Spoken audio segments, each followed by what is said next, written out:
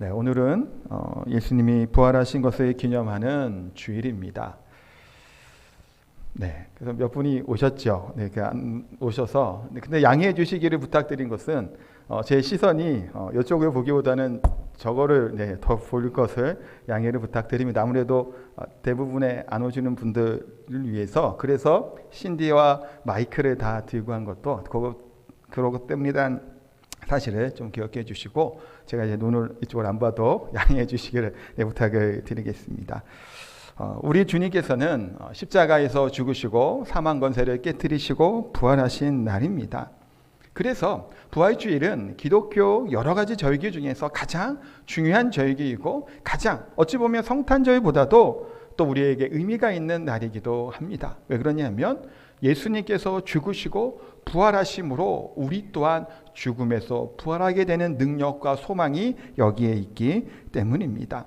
현재 우리나라는 코로나 바이러스로 인해서 조금 어려운 가운데 계속 있습니다. 물론 지금 좀 진정세를 보이고 있다라고 이야기도 하고 또 좋은 소식들이 나름 있죠. 우리나라 같은 경우는. 그럼에도 불구하고 우리가 코로나 바이러스를 두려워하는 이유가 뭘까요? 사회적 거리두기라고 하는 이 거리두기도 계속 진행 중이고 다음 주까지는 정부에서 2주 연장해서 이렇게 거리두기를 하고 있는데 이유가 뭘까요? 전염력이 강하기 때문일까요? 물론 전염력이 강합니다. 그럼 후유증이 심하기 때문일까요? 그런 소리 돌아요. 이게 폐가 어떻게 된다는 말들도 있었죠. 이게 진짜 뉴스인지 가짜 뉴스인지 모르겠습니다만 그러기도 합니다. 심하게 고통스럽다라고 하는 말들도 있습니다. 물론 감기처럼 가볍게 지나간 분도 있겠지만 그런데 많은 사람들이 전 세계인들이 이렇게 두려워하고 있는 이유는 아마도 치사율에 있다는 겁니다. 물론 치사율이 전의 바이러스보다는 적다라는 얘기가 분명히 있습니다만 중국이나 유럽, 미국 같은 경우는 예상했던 이 1.몇% 치사율보다 훨씬 더 많은 숫자가 거의 10% 정도 되는 숫자가 지금 죽고 있죠. 그러니까 이게 지금 치사율이 그렇게 낮은 질병 또한 아니라는 거예요. 사망자가 많이 나오지 않는다라면 아니면 적은 숫자의 사망자가 나올지라도 죽을 만한 염려가 없다면 사실 전력이 강하고 이렇게 어떻다 해도 그렇게 두려워하지 않을 겁니다. 분명한 것은 뭔가요? 걸리면 죽을 수 있다는 거예요. 그렇기 때문에 우리가 코로나19 바이러스를 더 두려워하고 있지 않나라는 생각을 합니다. 죽음이 뭘까요? 제가 지금 이 얘기를 시작한 건 죽음 때문입니다. 죽음은 원수라고 이야기를 하죠. 우리를 두렵게 만듭니다. 우리를 절망에 빠뜨리는 것이 뭔가요? 죽음입니다. 사랑하는 부모님을, 사랑하는 가족을, 사랑하는 친구를 잃어버리게 되었을 때 죽음 앞에 우리는 두려워 떨 수밖에 없음을 우리가 알게 됩니다. 많은 사람들이 죽음을 두려워합니다. 예전에 죽지 않기 위해서 애쓰고 노력했던 중국의 황제가 있었죠. 누군가요? 진시황입니다. 불로초를 먹기 위해서 애썼던 사람입니다. 결국 그도 죽었습니다. 많은 사람들이 어떻게 하면 특별히 죽음을 피해갈 수 있을까를 노력했던 사람도 참 많이 있습니다. 도가에서 얘기하는 우화등선한다라는 것이 뭘까요? 안 죽는 거예요. 간단하게 얘기하면 신선이 된다라는 것은 안 죽는다는 겁니다. 열반에 들고 하는 그런 모든 그런 동양 사상이 뭘까요?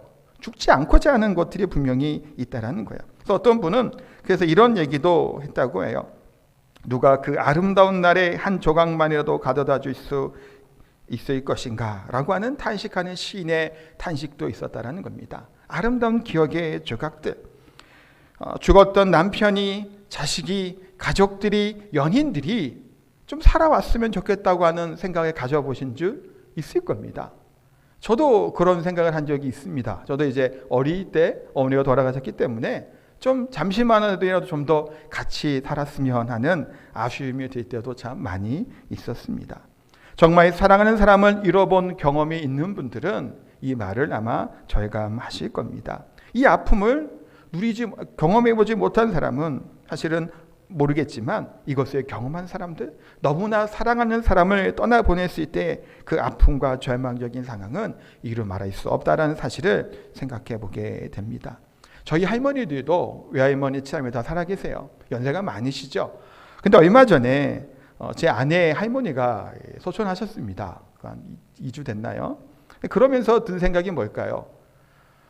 저희 할머니도 지금 두 분 다 살아 계신데 연세가 90 이렇게 되세요. 하여튼 많으신데 지금은 그래도 건강하신 것 같고 지난번 휴가도 찾아뵙고 그러긴 했는데 그분들도 준비를 해야 되는 생각이 안 들 수가 없었던 겁니다. 저희 아내 할머니도 99세까지 사실 오래 장수하셨어요. 그렇지만 90세가 넘어간다는 것은 장수지요. 그렇지만 조만간 아니 어쩌면 언제 어떻게 어르신들이 될지 모르기 때문에 준비할 수밖에 없음을 더 생각해 보게 됩니다. 그런데 보세요.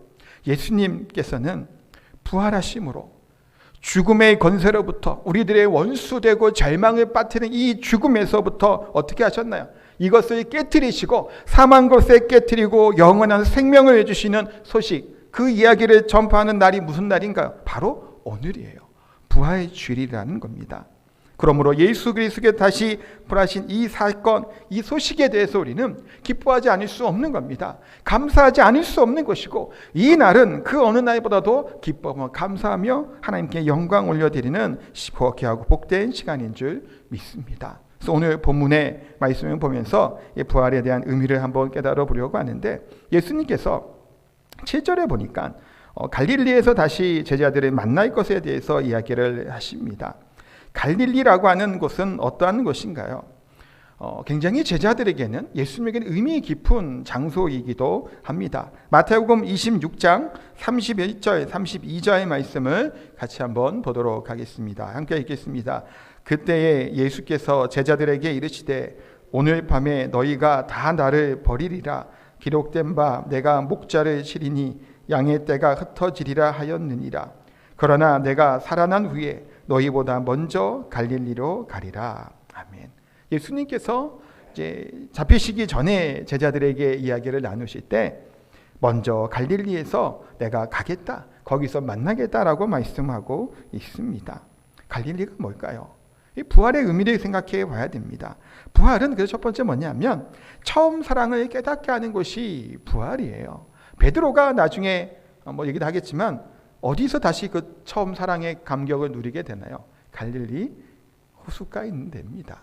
그래서 부활은 처음 사랑의 깨닫게 함을 보게 됩니다. 제자들이 만났던 곳이 갈릴리죠. 많은 제자들이 갈릴리 출신이었습니다. 베드로는 그물이 찢어지도록 깊은 곳에 가서 그물을 던져라 했을 때 그것을 경험했던 곳이 갈릴리입니다. 나를 따라 오너라라고 말씀하셨을 때 그들이 따랐던 곳이 어딘가요? 갈릴리 지역이에요. 풍랑이 있을 때 죽게 됐다고 난리쳤을 때 그때 이 제자들을 구원해 주시고 평안케 하시고 이 풍랑을 잠잠케 하셨던 곳이 어딘가요? 갈릴리입니다. 또한 보리떡 5개와 물고기 2마리라고 하는 오병이어 사건이 있었던 곳도 어딘가요? 갈릴리 벳세다 들판에서 이와 같은 일도 경험하게 됐던 겁니다. 이제 주님은 부활하셔서 이 제자들, 도망갔던 이 제자들과의 관계를 회복시키기 위해 다시 갈릴리에서 만날 것에 대해서 말씀하고 있습니다. 제가 에베소서 말씀을 같이 계속 몇 주를 나누어 봤죠. 2주 전에 봤던 말씀 중에 에베소 교회를 이렇게 얘기를 했습니다. 에베소 교회는 대단한 교회다라고 말씀을 드렸습니다. 진리를 수호했던 교회입니다. 고난이 와도 이 고난에서 도망가거나 두려워 떨고 있었던 것이 아니라 끝까지 믿음을 지켰던 교회가 에베소 교회입니다. 우상이 있었던 교회이죠. 물체의 만능주의가 가득했던 지역입니다. 음란함이 가득했던 지역이 어디였다고 말씀드렸나요? 에베소 지역이었습니다. 그럼에도 불구하고 에베소 교회는 어떤가요? 끝까지 믿음을 지킨 겁니다. 그런데 에베소 교회에 문제가 있었죠. 기억하시나요? 2주 전 말씀, 첫사랑을 잃어버렸다는 겁니다. 그것은 이제 계시록 말씀을 가서 이렇게 연결해서 말씀을 드렸던 건데, 첫사랑, 하나님이 만났던 그 사랑의 그 마음들을 잃어버린 겁니다. 모든 것들을 다 버리고 내가 주님만 쫓겠다라고 얘기했던 그 감동들, 감격들이 사라져버린 겁니다. 처음 사랑에 가졌을 때의 감격이 어떻나요? 그때도 말씀드렸지만 아무것도 없어도 충족스럽고 만족스러운 것이 이 첫사랑을 가졌을 때 우리의 감정이었을 겁니다. 처음 주님을 만났을 때 감격들이 있죠. 어찌할 바를 모르는 그런 능력들 아니면 황홀할 정도로 그런 충만함들이 우리 가운데 다 있었다라는 겁니다. 그런 뜨거운 감정 열정을 만들었던 것이 바로 첫사랑일 텐데 마태복음 20장에 보면 예수님께서 이제 베다니 나병 환자의 집에 찾아갔던 이 시몬의 집에 식사하던 그 장소가 있었습니다. 거기서 어떠한 일이 있었냐면 한 여인이 나옵니다. 우리가 잘 아는 것처럼 옥합을 깨뜨렸던 여인이 나옵니다. 굉장히 비싼 가격이었죠. 이것을 깨뜨렸을 때 예수님의 제자들이 뭐라고 얘기하나요? 마태복음 26장 8절에 보니까 이렇게 얘기를 합니다. 제자들이 보고 분기하여 이르되 무슨 의도로 이것을 허비하느냐라고 말씀을 해요. 마태복음엔 이렇게 나오지만 또 가룟 유다가 주동이 되기도 하죠. 이 제자들이 같이 들고 일어나는 겁니다. 아니 이렇게 허비할 게 아닌 것은 허비했다고 난리를 쳐요. 그때 예수님이 뭐라고 얘기를 하시나요? 이 여인의 믿음들, 이 여인의 마음들, 이 여인의 사랑을 예수님이 인정해 주시고 이 복음이 증거될 때마다 이 여인이 행한 일도 함께 증거될 것에 대해서 말씀하고 있습니다. 예수님을 향한 사랑의 마음이 이 여인은 가득했던 겁니다. 물론 내용을 좀 더 살펴보면 이때 기름 부음을 했던 의미는 뭐였을까요? 승리의 왕의 입성을 위한 준비였을 겁니다. 그러나 결과적으로는 장례를 준비하는 기름 부음이 되었던 거기도 합니다만 이 여인은 아끼지 않았던 거예요. 이 값비싼 것을 드린 거죠. 무슨 용도로 이것을 모아놨을까요? 어찌 보면 결혼할 때 쓸 돈이었을지도 몰라요. 아니면 특별한 일을 위해서 준비했던 그런 옥합이었지도 모릅니다. 그것을 누구를 위해? 사랑하는 예수님을 위해서 다 깨트려 준 거예요. 그러면 예수님의 제자들은 어땠나요? 이때 그렇게 혼을 내고 막 이 여인을 핍박을 했지만 예수님의 제자들도 처음 예수님 만났을 때 누구를 버려두고 쫓나요? 배를 버려둡니다. 가족을 버려둡니다. 예수님만 따랐던 제자들이에요. 그런데 예수님께서 예루살렘에 입성하실 때의 제자들의 반응은 뭐였나요? 마가복음 10장 37절 말씀 함께 읽겠습니다. 여짜오되 주의 영광 중에서 우리를 하나는 주의 우편에 하나는 좌편에 앉게 하여 주옵소서. 주의 영광 중에 지금 제자들이 기대한 바는 뭔가요? 예루살렘에 입성하면 예수님이 왕으로 지금 세워질 거를 기대한 거예요. 그러니 왕으로 세워지게 되면 누가 얘기한 건가요? 이게 요한하고 이제 야고보예요. 양쪽에 다 좌우편에 우리가 서게 되기를 원한다라는 겁니다. 복음서마다 나오죠. 사실은 이 요한과 야고보의 이제 어머니가 간청하기도 하고, 하여튼 그래요. 이때 제자들은 난리가 나요. 지금 제자들의 마음은 지금 어떤 상태인 건가요?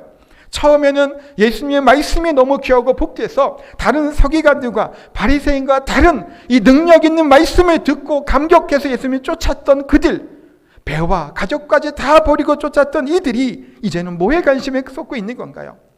주님의 영광 받으실 때 건자에 안고 싶어하는 욕심이 그들을 가득 차고 있음을 보게 됩니다. 이런 예수님의 제자들은 어땠나요? 결국엔 예수님이 잡히실 때, 십자가에 돌아가실 때 다 도망간 거예요. 예수님에 대한 사랑과 순수했던 마음을 잃었던 제자들은 다 떠나간 겁니다. 사랑하는 성도 여러분, 우리가 어떠한 상황이 되어도 예수님에 대한 이 첫사랑의 마음, 이 사랑을 잃어버리면 우리는 어떻게 될까요?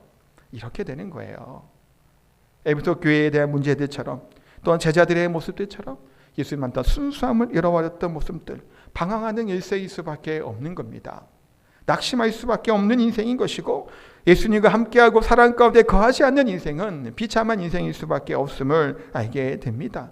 제자들의 신부는 어느 지역 출신인가요? 대부분이 갈릴리 지역 출신이에요. 촌동네입니다. 제주도에도 보면 촌이 있죠. 어디가 이 촌이 다랑은 또 모르겠지만 중산간 어디 지역 가다 보면 정말 촌도 제주도에 있더라고요. 여기와는 전혀 달라요. 그 지역은 그냥 촌놈들이구나. 우리가 보통 지역적으로 얘기할 때 어디 촌놈이라고 얘기하나요? 강원도 촌놈, 죄송해요, 강원도 분들은 그렇게 얘기도 하죠. 강원도 촌놈이라고. 거기는 뭐 하는 거예요? 시골인 거예요. 그러다 보니까 그렇게 얘기하는 거예요. 갈릴리 뭘까요? 촌놈들이에요. 사실 신분도 그렇고 그렇게 좀 소외된 자들이 어디 사람이었냐면 갈릴리 사람이었던 제자들입니다. 이랬던 이 갈릴리의 사람들이었던 제자들은 어떻게 했나? 예수님에 따라다니며 그렇게 열심히 말씀을 듣고 예수님의 교훈을 듣고 예수님의 이적들을 봤음에도 불구하고 다 도망갔다라는 겁니다. 실패했다라는 거예요. 그러나 우리 주님은 결코 이들을 그냥 내버려 두시지 않았죠. 그래, 너희들 다 도망갔지? 그래, 다시 시작해야 되겠다. 니네 다 저리 가버리고 새롭게 시작하지도 않았다는 겁니다. 실패와 좌절 속에 있었던 제자들을 위해 먼저 어디로 가신 거예요? 갈릴리로 가신 겁니다. 이 얘기는 제자들이 다시 자신의 고향으로 돌아갈 것을 알고 미리 말씀을 하신 겁니다. 사랑하는 성도 여러분, 에베소 말씀처럼 우리가 때로는 예수님의 기준에, 하나님의 기준에 충족하지 못하는 이런 연약한 모습을 가질 때가 있습니다. 그렇죠? 최근에 우리가 에베소서 말씀을 계속 보면서 뭘 얘기했나요? 하나님께서 우리들을 무하기 위해서 어떻게 우리를 부르셨나요? 신령한 복을 주시기 위해서 언제부터 우리를 택하셨다고요? 창세 전부터 우리를 택하고 부르셨다라는 겁니다. 그래서 이 세상 그 무엇과도 바꿀 수 없는 가장 사랑스러운 존재로 우리를 부르셨다라는 거예요. 그래서 누구를 보내신 건가요? 독생자 예수 그리스도를 보내시기까지 우리를 다시 사셨다라고 분명히 말씀을 드렸습니다. 왜 그러셨나요? 우리를 그만큼 사랑했기 때문입니다.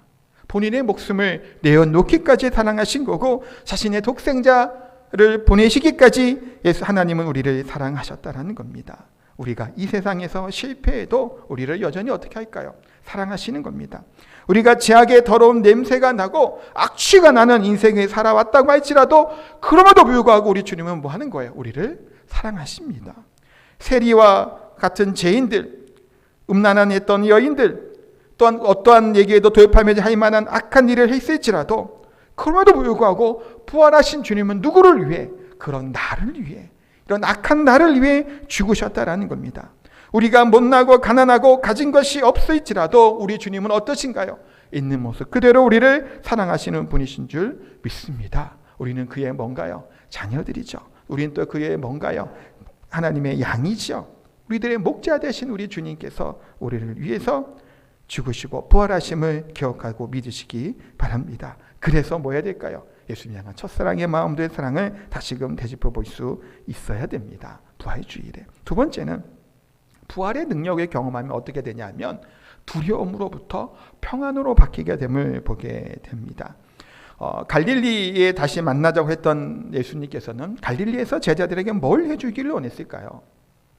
특별히 제자들 중에 이제 가장 좀 핵심적인 제자 중에 하나님 베드로를 만나 주셨죠. 거기서 베드로에게 다시금 사명을 부어주심을 보게 됩니다. 예수님께서 십자가에 돌아가실 때 제자들의 모습들, 특별히 베드로의 모습은 어땠나요? 마태복음 26장 33절에 보니까 이렇게 베드로가 이전에 고백을 했습니다. 함께 읽겠습니다. 베드로가 대답하여 이르되 모두 주를 버릴지라도 나는 결코 버리지 않겠나이다. 모두 주를 버릴지라도, 이 얘기는 뭘까요? 이것들은 버릴 수도 있다는 얘기예요. 지금 베드로의 가정은 이놈들은 믿음도 없고 신앙도 없고 예수님 사랑도 없어서 이들은 버릴지 몰라도 나는 뭐예요? 결단코 버리지 않겠다라는 겁니다. 호언장담을 합니다. 그렇게 큰 소리 뻥뻥 쳤던 베드로가 어떻게 되나요? 26장 74절입니다. 마태복음 이 말씀 함께 읽도록 하겠습니다. 그가 저주하며 맹세하여 이르되 나는 그 사람을 알지 못하노라 하니. 이게 세 번째 부인에 대한 대목이에요. 저주하며 맹세하기까지 하면서 예수님이 뭐라고 한 거예요? 모른다라는 거예요. 그것도 저 사람 모른다고 얘기를 하는 겁니다. 저주하여 맹세하기까지 해요. 이전에 호언장담했던 그 장담, 그 용기, 그 믿음, 그것이 다 없어졌습니다. 왜 베드로가 이렇게 두려웠다며 저주하며 맹세하기까지 하면서 거부했을까요? 두려웠기 때문이에요. 나도 예수님처럼 잡혀서 죽을까 봐 두려웠던 겁니다. 사랑하는 성도 여러분, 이만큼 죽음이라고 하는 것 두려운 겁니다. 그런데 부활은 어떤가요? 베드로를, 제자들을 바꾸어 놓았습니다. 두려움을 평안과 기쁨으로 바꾸었고 담대한 믿음의 용사로 바꾸어 놓은 줄 믿습니다. 사도행전 3장 14절 15절 말씀 우리가 함께 읽도록 하겠습니다. 너희가 거룩하고 의롭고 이를 거부하고 도리어 살인한 사람을 놓아주기를 구하여 생명의 주를 죽였도다. 그러나 하나님이 죽은 자 가운데서 그를 살리셨으니 우리가 이 일의 증인이라. 아멘. 제자들은 제사장들, 서기관들, 장로들이 위협을 하고 또 달래기도 하였음에도 불구하고 이들은 어땠나요? 부활의 증인이 된 겁니다. 또한 사도행전 4장 19절에도 이렇게 고백을 합니다. 이것도 읽겠습니다. 베드로와 요한이 대답하여 이르되 하나님 앞에서 너희의 말을 듣는 것이 하나님의 말씀을 듣는 것보다 옳은가 판단하라. 무엇이 옳은지 판단해 보라는 거예요. 이 얘기는 뭘까요? 당신들이 아무리 위협을 하고 아무리 우리를 꼬드겨도 뭐 한다는 거예요? 부활의 증인으로서 이런 사명을 감당하겠다라는 겁니다. 이 얘기는 뭘까요? 당신들이 나를 죽여도 나는 이 얘기를 끝까지 하겠다라는 거예요. 겁쟁이들이었잖아요. 두려워 떨던 자들이었잖아요. 그러나 부활하신 주님 만난 이들은 순교를 무릅쓰고 담대하게 복음을 증거하는 자들이 된 겁니다. 더 이상 뭐 하는 거예요? 죽음이 두렵지 않은 거예요. 내가 어떻게 될 것이 두려워하지 않은 거예요. 예수님의 제자들이 어떻게 죽었는지 얘기 많이 아실 거예요. 그림도 막 찾아보면 나오고 그렇죠. 도마 같은 경우는 인도에 가서 죽었다고 합니다. 선교하다가. 또 마태는 에티오피아에 가서 순교했다고도 하고, 베드로는 잘 아실 거예요. 어떻게 죽었다고 얘기하고 있나요? 거꾸로 십자가에 달려 죽었다고 얘기도 합니다. 베드로의 형제였던 안드레는 X자 형으로 되는 십자가 틀에서 죽었다라고 하는 말들도 있죠. 토백혀 죽은 자들도 있고 참수되어 죽은 자들도 있습니다. 수많은 제자들이 도망갔던 이 제자들이 이제는 뭐 하는 거예요? 죽음을 두려워하지 않는 거예요. 부활의 가장 큰 그 증거가 뭘까요? 뭐 여러 이야기를 댈 수 있어요. 뭐 증인도 있다고 얘기하겠지만 제자들이 순교했다라는 것이 부활의 증거예요. 누가 자기의 생명을 두렵지 않겠냐라는 거예요. 제자들이 예수님을 보지 못했다라면 죽을 수 있나요?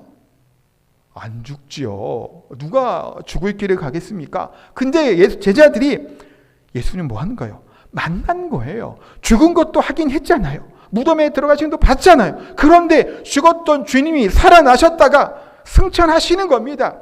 이것을 봤는데 어떻게 안 믿어요? 제자들은 뭐 하는 거예요? 이들이 증인이에요. 이들은 두렵고 도망갔던 자들이죠. 제자들은 무슨 신천지나 이단들 같은 경우는 뭐 때문에 그렇게 교세를 확장하나요? 사리사욕 때문이잖아요. 많은 돈을 벌기 위해서예요. 그래서 그들은 이단을 가지고 전파하고 교주가 되어갖고 떵떵거리고 사는 거예요. 그러나 제자들은 뭐예요? 다 죽었어요.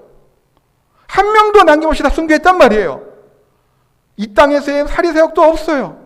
고생만 하다 죽은 거예요. 우리처럼 믿음 생활 잘하면서 복 받으면 살지도 못했단 말이에요. 그래도 우리는 이 시대 이후는 어땠나요?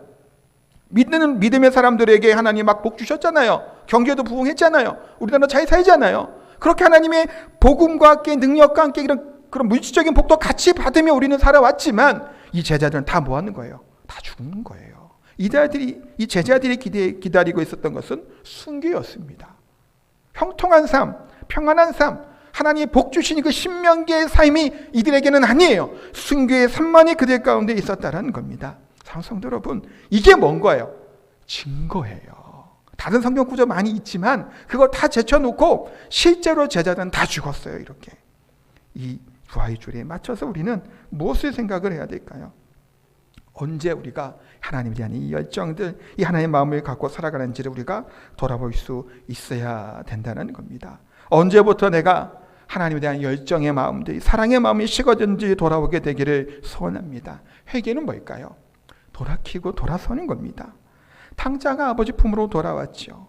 베드로가 또한 예수님을 부인했고 이렇게 비참한 가운데 베드로가 있었음에도 불구하고 갈릴리에서 다시 만나셨을 때 베드로는 사명을 다짐했던 사람으로 바뀌게 됩니다. 눈물의 자리에서, 통곡의 자리에서 사명자의 모습으로 바뀌게 된 것이 베드로의 회심과 회개입니다. 회개는 돌아가는 겁니다. 어디로 돌아갈까요?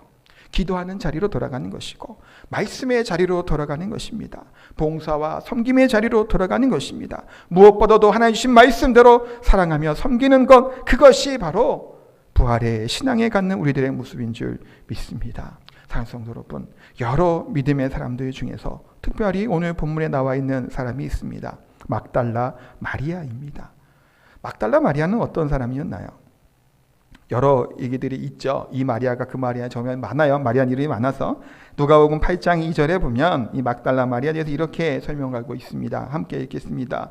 또한 악귀를 쫓아내심과 병 고침을 받은 어떤 여자들 곧 7 귀신이 나간 자 막달라인이라 하는 마리아와 라고 하는 구절이 누가복음에 나오죠. 7 귀신이 나간 여인이라고 말씀하고 있습니다. 어떤 학자들이나 이제 목사님들은 7 귀신 얘기 막달라 마리아가 이 7 귀신이 뭐 음란의 영이었다라고 하는 분들도 물론 있어요. 근데 뭐 그것이 어떠한 영인지가 중요한 것이 아니라 7 귀신이라고 하는 얘기는 충만함이죠. 완전 수예요. 그만큼 이 여인의 상태가 어땠냐라는 것을 알려주고 있는 대목이에요. 자기 스스로 뭔가를 통제할 수 없었던 가장 불행했던 여인이 누구라는 건가요? 막달라 마리아예요. 이 여인이 예수님을 만났을 때 하나님에 대한 예수님께 전적으로 헌신했던 여인입니다. 많은 제자들보다도 더 우월해요. 보면 핵심적인 여성들 중에 역할을 했던 사람이 바로 막달라 마리아입니다. 막달라 마리아는 십자가에 못 박혀 예수님께서 돌아가실 때 그 자리에 있었던 여인입니다.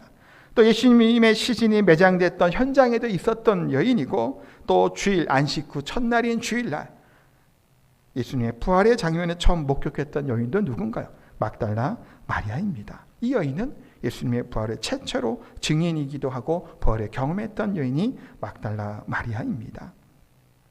어떤 학자들은 이런 얘기를 해요. 예수님의 부활이 너무나 확실한데도 불구하고 좀 이렇게 논란이 이렇게 만든다라는 겁니다. 왜냐하면 너무 조용하게 예수님 부활이 진행이 되다 보니까 이게 신빙성이 덜하다는 거예요. 또 어떤 경우는 예수님 부활을 증언하였던 여자들이 여자였던 것이 문제도 얘기하기도 합니다. 왜냐하면 여자들은 좀 당시에는 재판석의 증인으로도 참석하지 못할 만큼 이제 비천한 신분이었다라는 겁니다. 그렇던 이 막달라 마리아 여인들을 통해서 뭐가 된 건가요? 예수님의 복음의 증거와 증인이 이들을 통해서 증거되고 나타나게 됨을 보게 됩니다. 그러다 보니까 부활에 대한 것들, 부활의 능력을 받은 사람들은 어떻게 변하게 되나요? 바울처럼 또 변하는 겁니다. 사명자의 모습으로 바뀌는 거예요. 바울은 어떻게 예수님을 만나게 되나요? 다메섹 도상에서 담에서 가던 그 길 위에서 예수님을 만난 이후에 바울은 바뀌게 됩니다. 많은 믿음의 사람들이 바뀌고 회심하는 경우도 우리가 보게 됩니다. 그들이 왜 회심하고 변할 수 있었을까요? 부활하신 주님을 만났기 때문이에요. 제가 작년에 부활주일 설교할 때 언더우드 선교사님 예를 한번 제가 들었습니다. 이게 들었었는데 언더우드 선교사님이 이제 부활주일에 이제 우리 한국에 들어오게 되고 또 이제 많은 이제 우리나라에서 사역들을 감당했던 이 선교사님 이야기를 잠시 나누었는데 간단하게 그분 얘기 한 번 더 말씀을 드리면 그분의 기도문은 다들 아실 거예요. 언더우드의 기도라고 이제 검색해 보시면 다 나옵니다. 메마른 땅, 자라나지 못한 나무들을 얘기합니다. 그러면서 어둠과 가난 인생에 묶여 있는 조선 사람들밖에 없다라는 거예요. 그 분이 기도할 때 조선의 마음이 보이지 않는다라는 겁니다. 양기자라고 하며 자신들을 핍박하는 이들의 모습을 볼 때 답답하며 하나님께 기도한 거예요. 경계와 의심과 멸시와 천대만 가득하다라는 겁니다. 그러면서 이분들이 고백했던 것은 뭔가요? 머지않아 은총의 땅이 되리라는 것을 믿는다라는 겁니다. 그래서 자기에게 내게 믿음을 주옵소서라고 하는 기도의 고백들이 나옵니다. 이분 선교사님들이 오셔서 YMCA도 조직하고 연희 전문학교, 이 연세대 전신이죠. 뭐 조선의 희망과 여러 가지 것들을 했던 이게 선교사님들이요. 그런데 오늘 소개해준 분은 최초의 개신교 선교사이자 순교자였던 토마스 선교사님을 잠시 소개하려고 합니다. 이 토마스 선교사님은 영국에서 이제 목사님 아들로 태어난 분이에요. 1863년 런던 선교회 파송을 받아서 상하이로 가게 됩니다. 그러니까 처음에 조선을 몰라요. 당시 유럽이나 이쪽권에서는 조선이라는 나라 있는지도 모르는 사람이 많았대요. 중국으로 온 거예요. 근데 캐롤라인 사모님이 이 환경이 바뀌게 되잖아요, 영국과. 그러다 보니까 거기서 이제 순교하게 됩니다. 별로 사역도 못 해보고. 그러고 나서 상해 주재 책임자였던 무어헤르 선교사와의 불화가 겹치다 보니까 이제 선교사 일을 사임하게 되고 이제 청나라 해상 세관으로 통역하는 일을 하게 됩니다. 그런데 이제 지푸라고 하는 곳에서 대원군이 박해를 하게 돼서 박해를 피해 중국에 있었던 김자평, 최선이라고 하는 천주교인들을 이분이 만난 겁니다. 근데 이들을 만나서 얘기해 보니까 성경은 전혀 모르는 거예요. 그래서 이 성교사님이 조선 선교에 대한 마음을 갖게 된 겁니다. 1865년 9월에 서해안에 도착해서 약 2달 반 동안 선진포, 석호종, 또 만경호, 만경대 등을 돌면서 한국말을 배우고 100여 권의 성경을 나누어 주기도 하면서 선교 활동을 합니다. 그러다가 폭풍우를 만나 이제 간신히 목숨을 건지고 1866년 1월에 북경으로 돌아갔다가 그 이듬해인 1860년 8월에 그 후원을 받아서 이제 선교를 떠나게 됩니다. 그러니까 통역사 자격으로 미국 국적의 무장 상선이었던 아들 제너럴 셔먼호 들어보셨죠? 이 배를 타게 됩니다. 그래서 대동강으로 들어오게 된 거예요. 선교를 하기 위해서. 근데 당시의 조선에는 거듭되는 외세의 열강들의 그런 침입이 계속되다 보니까 대원군의 세국 정책은 철저하게 더 진행되게 됩니다. 외국에 대한 굉장히 나쁜 감정을 가지고 있었던 당시예요. 1860년 8월 27일에 한 포구에 정박한 셔먼호는 조선 사람들에게 강력하게 통상을 요구를 하는 겁니다. 그러면서 조선의 군인 이현익을 억누하기도 하고 총과 포를 쏘아서 사상자를 내는 좀 강압적인 일을 한 거예요. 이 제너럴 셔먼호는 무장상선이에요. 그러다 보니까 교육을 위해서 오긴 했지만 무장을 갖고 있었던 배입니다. 그러다 보니까 이제 반감이 심했죠. 그러다가 9월 2일 날 양각도의 모래톱에 배가 자초되는 일이 일어나게 됩니다. 어떻게 됐을까요? 있던 격분했던 조선의 군인들이 배를 공격을 합니다. 배에 타고 있던 사람들이 모두 다 죽게 돼요. 그래서 배를 공격하니까 배에서 탈출했던 토마스 선교사님도 물에 뛰어들었다가 하여튼 잡히게 됩니다. 다 죽게 되는데 9월 2일 토마스 선교사는 27세의 나이에 순교하게 됩니다. 그런데 이제 토마스 선교사님을 죽였던 박충건이라고 하는 사람이 이런 증언을 합니다. 내가 서양 사람을 죽이는 중에 한 사람을 죽인 것은 내가 지금 생각할수록 이상한 감이 들었다. 내가 그를 찌르려고 할 때 그는 두 손을 마주 잡고 무슨 말을 한 후 붉은 배를 입힌 책을 가지고 웃으면서 나에게 받으라고 권하였다. 내가 죽이긴 하였으나 이 책을 받지 않을 수가 없어서 받아왔노라 라고 하는 고백을 합니다. 토마스 선교사님에게 성경을 받은 이들 중에서는 훗날 평양에 유력한 신앙인들이 많이 생겼습니다. 그를 죽였던 박충건이라고 하는 사람은 평양교회의 장로가 되었고 장사포의 홍신길이라고 하는 사람은 석호종 만경대의 최지랑은 평양교회에 창립을 하게 되고 성경을 또 뜯어서 벽지로 쓰기도 했습니다. 당시에. 벽지로 쓰게 됐을 때 영문 주사 박영치라고 하는 사람은 그 벽지로 썼던 그 자기 처서를 예배 처서로 바꾸게 되고 너희 딸의 교회를 세우게 된 겁니다. 토마스 선교사님이 복음을 증거할 때 특별히 조선 땅에 와서 선교한 것이 없어요. 그냥 이렇게 죽은 겁니다. 제대로 들어오지도 못하고 죽은 거예요. 근데 그럼에도 불구하고 이분의 헌신을 통해서 조선에 생기가 돌아오게 된 겁니다. 하나님께 감동하여서 내가 복음을 증거하기 위해 나아갔던 토마스 선교사님의 이 순교와 또 이분의 열정 때문에 조선이 변화되게 되고 이와 같은 일들 때문에 나비효과가 일어나게 되는 거죠. 많은 선교사들이 아꼈던 원도 선교사님으로 들어오시게 되고 많은 분들이 들어와서 조선 땅에 복음을 증거하는 일들이 일어나게 됐던 겁니다. 사랑하는 성도 여러분, 부활의 신앙은 뭘까요? 이처럼 한 사람의 인생을 송두리째 바꾸는 겁니다. 부활하신 주님을 경험하면 식어진 심령이 뜨거워지는 놀라운 능력이 있음을 믿습니다. 입만 열면 불평, 원망, 비판에 나오는 분들도 있죠. 때로는 내 자신이 그럴 때가 있어요. 그러나 억지로가 아닌, 불평이 아닌 부활의 신앙과 능력에 경험하는 사람들은 뭔가요? 삶의 목표가 바뀌는 겁니다. 핍박자였던 바울이 순교자로 바뀌고 27세의 젊은 이 토마스 선교사는 자기의 생명을 자기 아내마저도 선교를 위해 잃었음에도 불구하고 웃으면서 성경책을 건네주었던 이분들의 순교는 다 무엇 때문일까요? 죽음을 두려워하지 않는, 죽음 이후에 있는 부활의 능력을 경험했던 분인들이기 때문에 이처럼 능력 있는 삶을 산 줄 믿습니다. 사랑하는 성도 여러분, 부활주일에 이 부활의 의미들을 꼭 기억하시고 우리의 삶에 중심이 이 땅과 이 세상에만 몰두해 있는 것이 아니라 부활의 주님을 바라보고 우리가 죽음 이후의 부활이 약속되어 있음을 믿음으로 우리 삶이 변화되는 놀라운 능력 가운데 나아가는 저와 성도님 되시기를 예수님의 이름으로 축복하고 기도합니다.